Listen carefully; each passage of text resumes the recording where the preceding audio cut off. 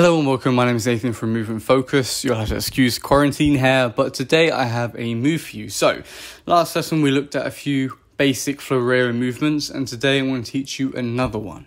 It's essentially a cartwheel, a slow cartwheel from a squat position, but there are specific movements you need to do because there are various applications we can apply this movement to, or, to come in of a movement, come out of a movement, just stuff like that. So I'm just going to demonstrate to you what that movement is right now.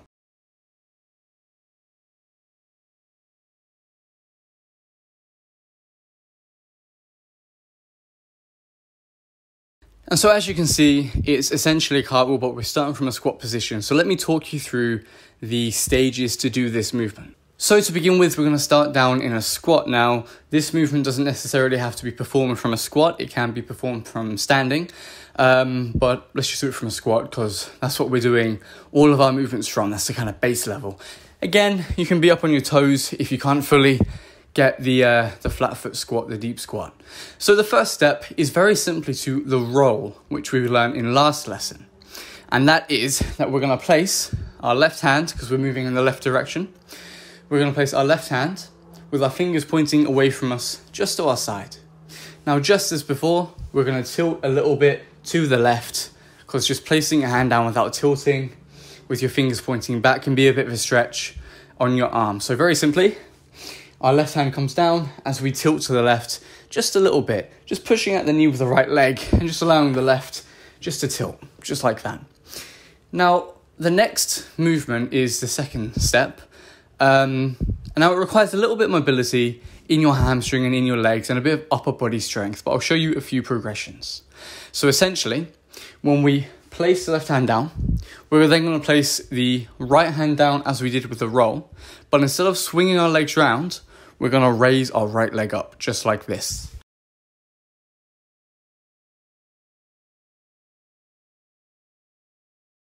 So as you can see, I lean into the movement, my right hand comes down, and I extend with my left leg, and my right leg is bent and it raises, so just like this again.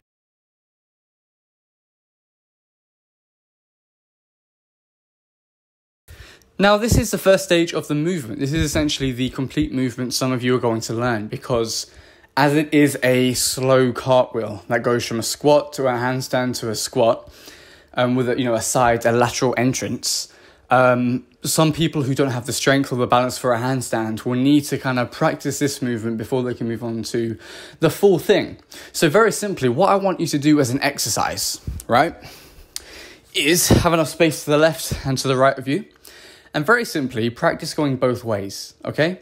If you can't raise your leg all the way up, get that base leg straight, don't worry about it. So just like this.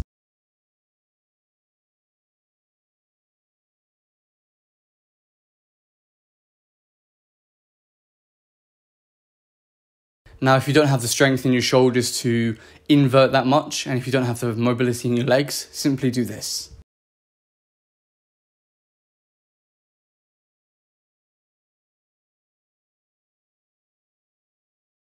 And by doing these kind of simplified movements, you will start to build the strength in your shoulders, the stability in your wrists, and the mobility in your legs.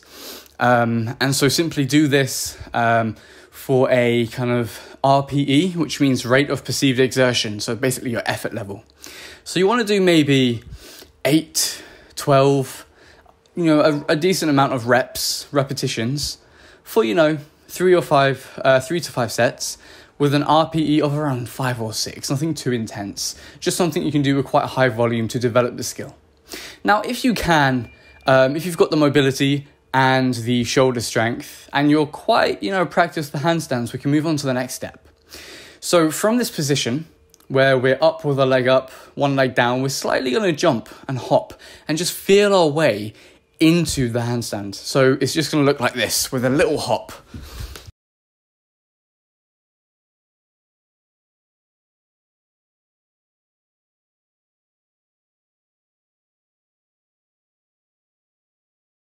Just like that.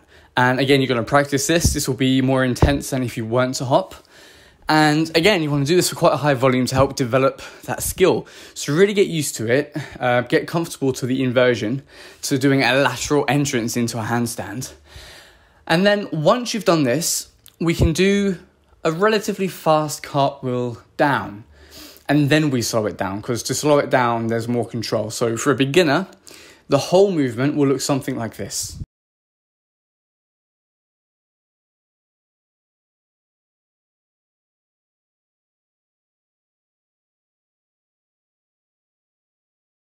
You know, fast up, fast down. So very simply, you're here, you're inverted, this leg comes up, this leg comes down, this leg comes down, and you're in a squat. So it looks just, you know, it's like a mirrored movement. You practice it on both sides just with one movement. So that's simple enough. Now, once we have enough control and practice doing, you know, a fast kind of variation of it, one of the really fun things with this movement is you can pause up the top as long as you want.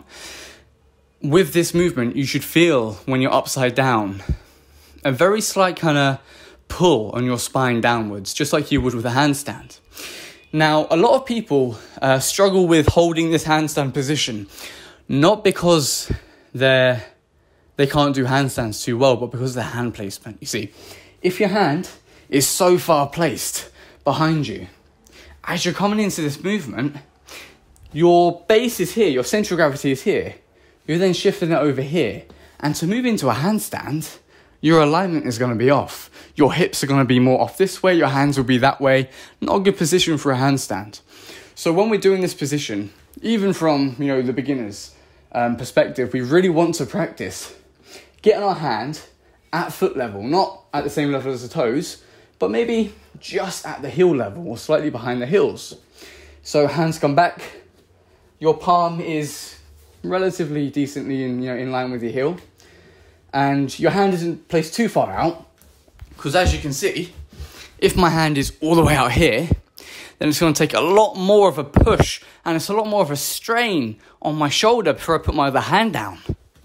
So we want palm in line with the heel, not too close, not too far away from the foot. So just a comfortable position.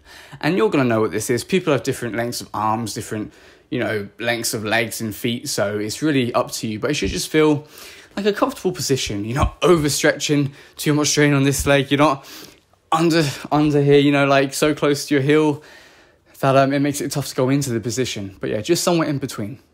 And so essentially the handstand hold will look something like this. It's the same movement, but because you go up slow, you can control the inversion, like when you're fully inverted in the handstand, and then you can control when you come down. So it will look something like this.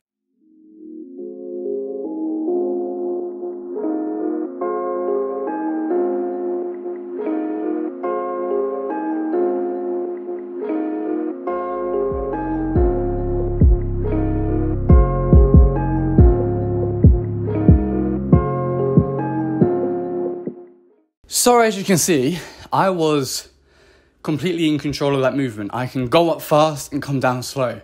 I can go up slow, come down slow. The speed is really dependent on what you want to do with the movement. You know, the pace of the pattern you're doing, the style you want to go to, the movements you want to go in and out of this with. So that really just depends, but it's a really controlled movement. So, I mean, you can see it's similar to the roll.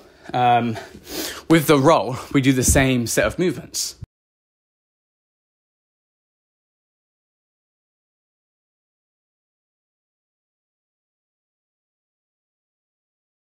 So yeah, I mean, you can play around with how far out you want your legs, the angle you come down at, the angle you come up with, the speed. You can really play around with it, but the main thing is you want that control, and that is a lot of inverted strength. But yeah, let me know what you think. Stay tuned for the next lesson next week, where I'll be taking you through a brand new movement sequence where we're going to tie all these movements together. That'll be quite fun. And yeah, I wish you all the best and peace.